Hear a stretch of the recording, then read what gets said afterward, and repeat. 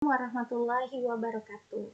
Seperti biasa, bersama Miss Sanda, kita akan membahas materi IPA khususnya di SMP. Hari ini kita akan mempelajari materi IPA pertama untuk kelas 8 SMP, yaitu gerak benda dan makhluk hidup di lingkungan sekitar. Sebelumnya, selamat bagi para peserta didik yang sudah naik di kelas 8. Materi IPA di kelas 8 tentu jauh lebih rumit dibandingkan kelas 7, karena kita akan membutuhkan operasi matematika atau perhitungan dalam penyelesaian beberapa submateri terkait pembelajaran fisika. Pada materi kali ini, yaitu gerak benda dan makhluk hidup di lingkungan sekitar, akan terdiri dari beberapa submateri, yaitu konsep gerak, gaya, dan sistem gerak. Tujuan pembelajaran kali ini agar peserta didik dapat menjelaskan konsep gerak benda, peserta didik dapat menentukan besaran unsur-unsur dalam gerak, serta peserta didik dapat menjelaskan macam-macam gerak. Kapan objek dikatakan bergerak? Tentu, adik-adik sekalian dalam kehidupan sehari-hari, kamu sering melakukan kegiatan-kegiatan, misalnya berjalan ke sekolah, ke kamar mandi, mengayuh sepeda, atau ke pasar. Setiap kegiatan-kegiatan yang kita lakukan tersebut selalu memerlukan gerakan. Apakah sebenarnya gerakan itu? Dan kapan objek dikatakan bergerak?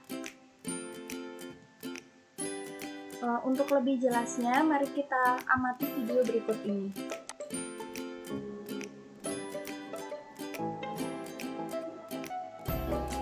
Seseorang pengendara motor bergerak dengan kecepatan konstan, melewati area perbukitan, melewati pohon-pohonan, dan melewati sebuah rumah. Kemudian pertanyaannya adalah, apakah si pengendara motor dikatakan bergerak? Yang perlu kita pahami mengenai konsep gerak adalah benda dikatakan bergerak apabila mengalami perubahan kedudukan terhadap titik acuan dalam selang waktu tertentu. Coba kita amati beberapa gambar berikut ini untuk lebih memahami mengenai konsep gerak. Di gambar pertama, apakah sodik bergerak? Ingat bahwa benda baru bisa dikatakan bergerak terhadap titik acuan tertentu. Kalau titik acuannya adalah rumah, maka sodik dikatakan bergerak. Apa buktinya? Awal mulanya sodik berada di dekat rumah, kemudian lama-kelamaan sodik menjauhi atau meninggalkan rumah tersebut sebagai titik acuan pertama. Maka, dalam kasus ini, sodik dikatakan bergerak terhadap rumah. Perhatikan gambar kedua. Apakah orang di kereta, kita katakan orang A ini, dikatakan bergerak kalau titik acuannya adalah pengamat di pinggir jalan ini?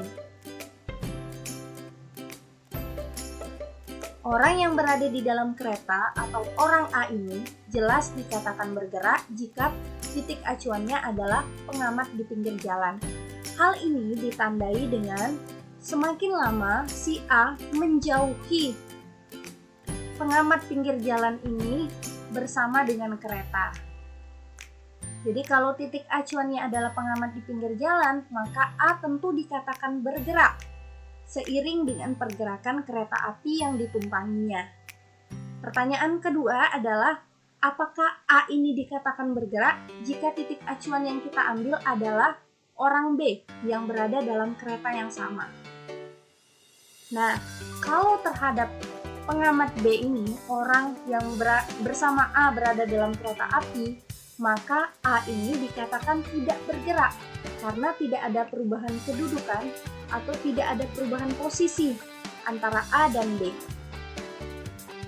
Dengan demikian, dapat kita simpulkan bahwa benda baru bisa dikatakan bergerak apabila mengalami perubahan kedudukan terhadap titik acuan dalam selang waktu tertentu. Seperti pada gambar pertama tadi, sodik dikatakan bergerak jika titik acuannya adalah rumah, yang ditandai dengan sodik meninggalkan titik acuan pertama. Kemudian, untuk orang A, jika titik acuannya adalah pengamat pinggir jalan, maka A juga dikatakan bergerak. Karena seiring dengan waktu, A menjauhi atau meninggalkan titik acuan pertama, yaitu pengamat di pinggir jalan. Tetapi, jika titik acuannya adalah orang yang bersama A di dalam kereta api, maka A ini dikatakan tidak bergerak. Karena tidak ada unsur-unsur dalam gerak sendiri terdiri atas beberapa antara unsur yang pertama jarak dan perpindahan, kemudian ada kelajuan dan kecepatan, kemudian ada kelajuan rata-rata dan kecepatan rata-rata, serta percepatan dan perlambatan. Coba kita amati soal-soal berikut. Jika jarak rumahmu ke sekolah adalah 2 km, berapa kira-kira jarak total yang akan kamu tempuh dari rumah ke sekolah, kemudian kembali lagi ke rumah? Ada yang bisa menjawabnya? Jika jarak rumahmu ke sekolah 2 km, kemudian kamu kembali lagi ke rumah, terjadi bolak-balik ya, dari rumah ke sekolah, kemudian kembali lagi ke rumah, berapakah jarak yang kamu tempuh? Untuk pertanyaan kedua, jika jarak rumahmu ke sekolah adalah 2 km, berapakah perpindahan yang akan kamu tempuh dari rumah ke sekolah dan kembali lagi ke rumah? Ada yang bisa jawab? Adakah perbedaan antara jarak dan perpindahan menurutmu? Nah, mari kita pahami mengenai perbedaan jarak dan perpindahan. Jarak adalah panjang lintasan total yang ditempuh oleh benda yang bergerak dalam waktu tertentu. Sementara perpindahan adalah perubahan kedudukan dalam waktu tertentu. Jarak menunjukkan seberapa jauh benda itu telah bergerak setelah meninggalkan titik acuan sebagai posisi awalnya.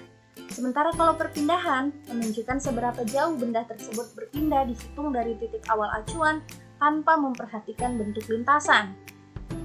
Jarak merupakan besaran fisika yang hanya memiliki nilai saja, tanpa menunjukkan arah, atau biasa disebut dengan besaran skalar. Sementara kalau perpindahan merupakan besaran yang memiliki nilai dan juga arah, atau yang disebut dengan besaran vektor. Nah, untuk memahami mengenai perbedaan jarak dan perpindahan, kita amati soal berikut ini. Coba, seseorang berjalan dari rumah menuju ke sekolah. Jika dari rumah menuju jembatan adalah 50 meter, kemudian orang tersebut menaiki jembatan yang panjangnya 10 meter, kemudian dari jembatan menuju ke sekolah itu jaraknya 50 meter. Berapakah jaraknya? Jarak sendiri terdiri atas ingat konsep jarak tadi, unsur yang pertama jarak dan perpindahan, kemudian ada kelajuan panjang total lintasan yang ditempuh, kemudian ada kelajuan rata-rata dan kecepatan rata-rata. Mencari jarak atau menentukan jarak, kita menjumlahkan seluruh lintasan yang dilewati oleh benda tersebut. Berikut berarti jika jarak rumah ke sekolah adalah 20 meter ditambah dengan 10 meter ditambah dengan 5 sekolah, kemudian kembali lagi ke rumah 110 meter. Ada yang bisa menjawabnya? Sementara kalau perpindahan ke sekolah 2 km adalah perubahan kamu posisi awal ke rumah ke posisi akhir. Jadi awalnya ya dari rumah ke kemudian sekolah, posisi akhirnya adalah lagi ke rumah. Dari rumah ke sekolah yang kamu tempuh itu. Untuk pertanyaan kedua, panjang jarak rumahmu ke sekolah adalah 2 km, berapakah perpindahan ini kita bisa melihat perbedaan antara ke sekolah dan kembali lagi ke rumah? Ada yang bisa jawab? Adakah perbedaan antara jarak dan perpindahan menurutmu? Nah, mari kita pahami mengenai perbedaan jarak dan perpindahan. Jarak adalah panjang lintasan total yang ditempuh oleh benda yang bergerak dalam waktu tertentu. Sementara perpindahan adalah perubahan kedudukan dalam waktu tertentu. Jarak menunjukkan seberapa jauh benda itu telah bergerak setelah meninggalkan titik acuan sebagai posisi awalnya. Sementara kalau perpindahan menunjukkan seberapa jauh benda tersebut berpindah dihitung dari titik awal acuan tanpa memperhatikan bentuk lintasan. Jarak merupakan besaran fisika yang hanya memiliki nilai saja, tanpa menunjukkan arah, atau biasa disebut dengan besaran skalar. Sementara kalau perpindahan merupakan besaran yang memiliki nilai dan juga arah, atau yang disebut dengan besaran vektor. Nah, untuk memahami mengenai perbedaan jarak dan perpindahan, kita amati soal berikut ini. Coba, seseorang berjalan dari rumah menuju ke sekolah. Jika dari rumah menuju jembatan adalah 50 meter, kemudian orang tersebut menaiki jembatan yang panjangnya 10 meter, kemudian dari jembatan menuju ke sekolah itu jaraknya 50 meter. Berapakah jaraknya? Ingat konsep jarak tadi. Kalau jarak adalah keseluruhan panjang total lintasan yang ditempuh oleh benda. Maka untuk mencari jarak atau untuk menentukan jarak, kita menjumlahkan seluruh lintasan yang dilewati oleh benda tersebut. Berarti jaraknya adalah 50 meter ditambah dengan 10 meter ditambah dengan 50 meter, yaitu 110 meter. Sementara kalau perpindahan adalah perubahan posisi awal ke posisi akhir. Awalnya rumah, kemudian posisi akhirnya adalah sekolah. Dari rumah ke sekolah itu ialah sebesar panjang jembatan, yaitu 10 meter. Dari contoh ini kita bisa melihat perbedaan antara jarak dan perpindahan. Untuk lebih memahami, kita perhatikan contoh soal berikut ini. Seseorang berjalan ke kanan sejauh 200 meter, kemudian berbalik arah sejauh 100 meter. Tentukan jarak dan perpindahannya. Ingat kembali bahwa jarak adalah penjumlahan seluruh panjang lintasan yang ditempuh oleh suatu benda. Sementara kalau perpindahan berpengaruh dengan arah. Contoh soal tadi, seseorang berjalan ke kanan sejauh 200 meter.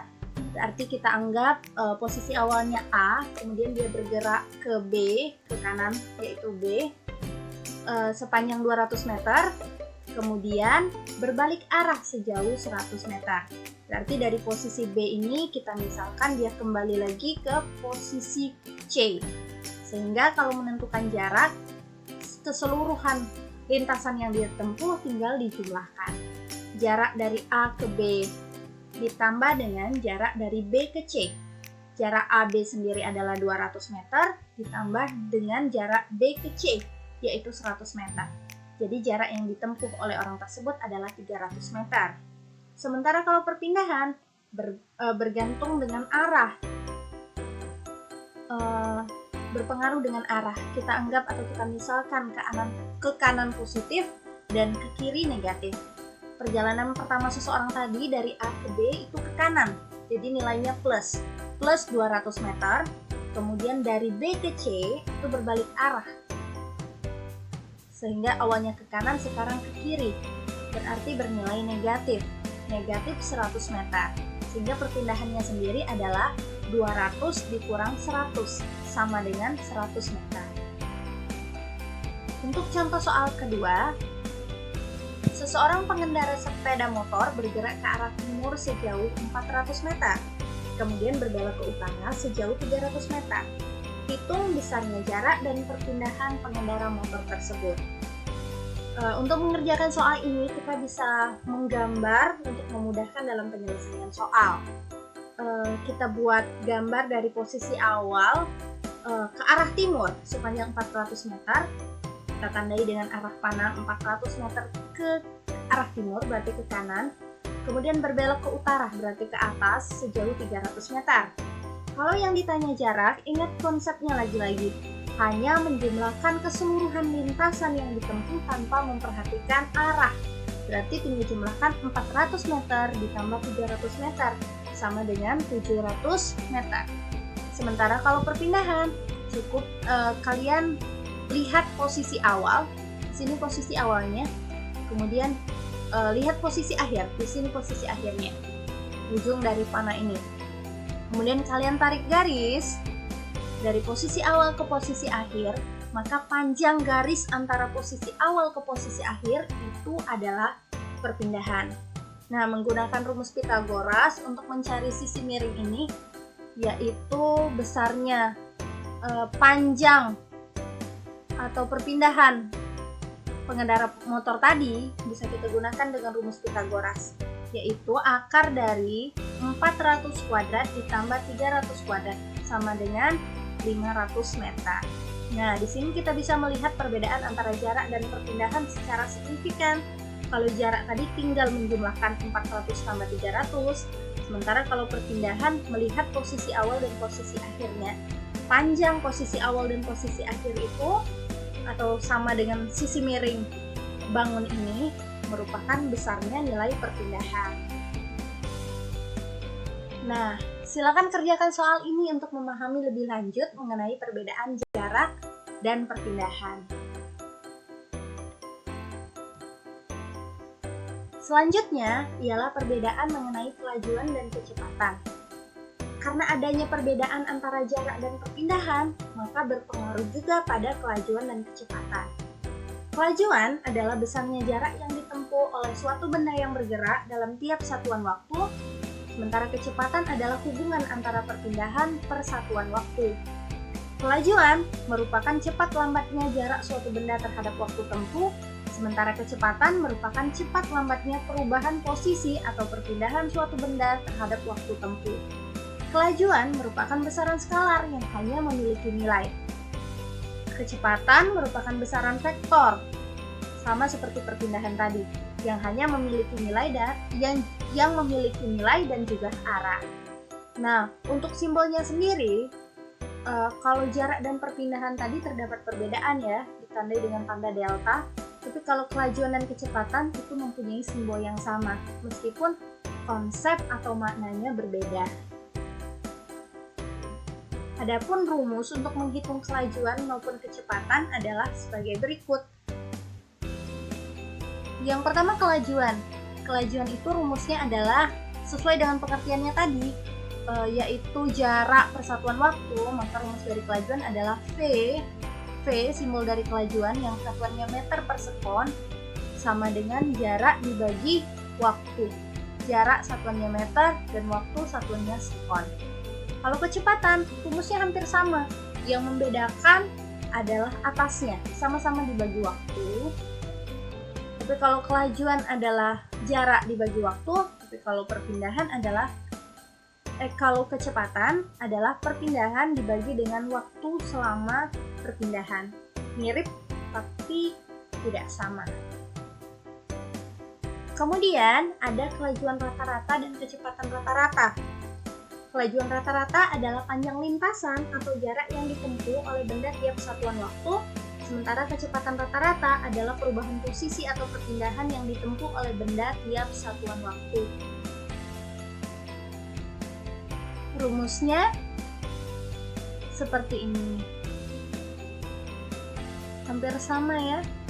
Jadi kalau kelajuan rata-rata menjumlahkan seluruh jarak, kemudian dibagi dengan waktu yang diperlukan, sementara kalau kecepatan rata-rata dengan mengurangkan jarak akhir dengan jarak awalnya. Kemudian dibagi dengan perubahan interval waktu yang diperlukan.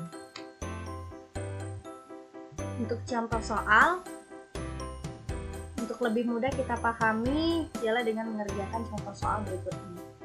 Gilang berlari 50 meter ke arah barat, kemudian berbalik arah ke arah timur, sejauh 30 meter.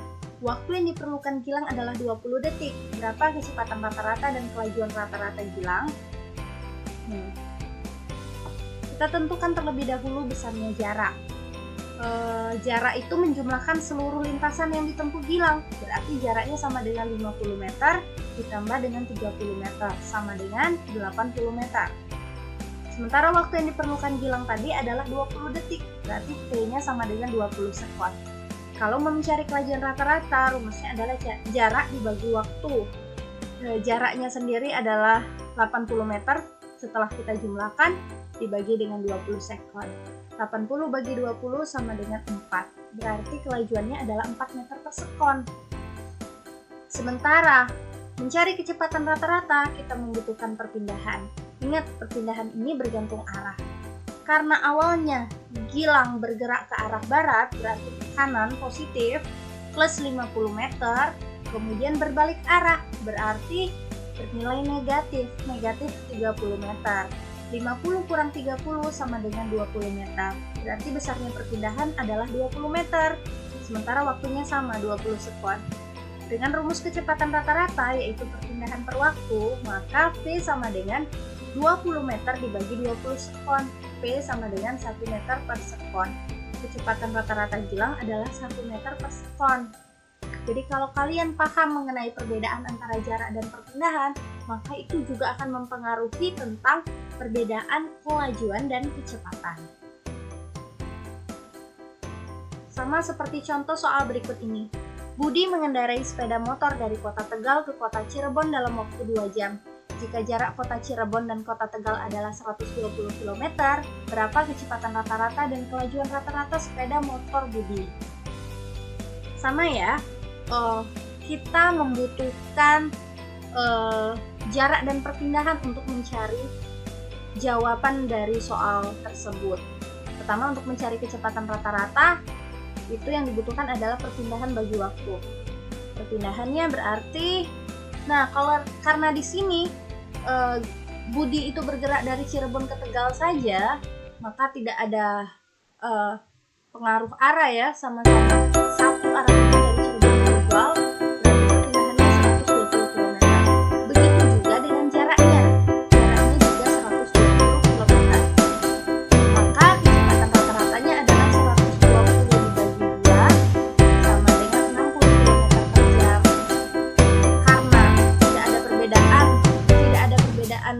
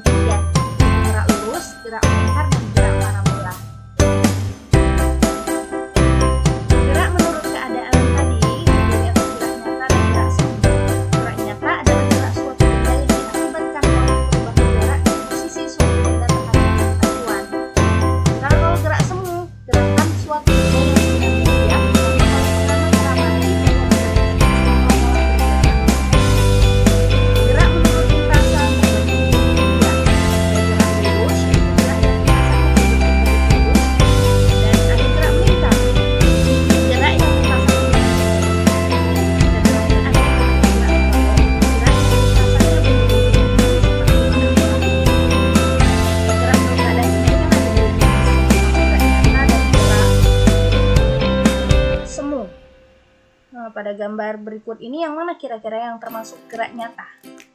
Gerak nyata itu jelas nomor 1, buah jatuh dari pohonnya. Kemudian nomor 3, geraknya mobil yang sedang berjalan, itu juga termasuk gerak nyata. Contoh dari gerak semu adalah matahari yang seolah-olah bergerak dari timur ke barat, padahal yang bergerak adalah bumi yang berputar terhadap matahari.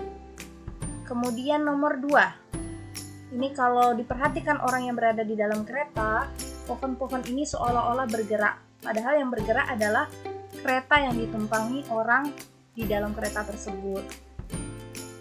Kemudian gerak menurut lintasan. Jadi gerak menurut lintasan terbagi menjadi 3 jenis. Ada gerak lurus, gerak melingkar, dan gerak parabola. Nomor 1 ini kira-kira gerak apa? Gerak melingkar, perputaran arah jarum jam. Perputaran jam. Kalau nomor 2 ini contoh dari gerak parabola yang membentuk setengah lingkaran. Kemudian kalau nomor 3 ini jelas termasuk gerak melingkar. Nomor 4 termasuk dari gerak lurus. Baik, sampai di sini dulu materi kita hari ini.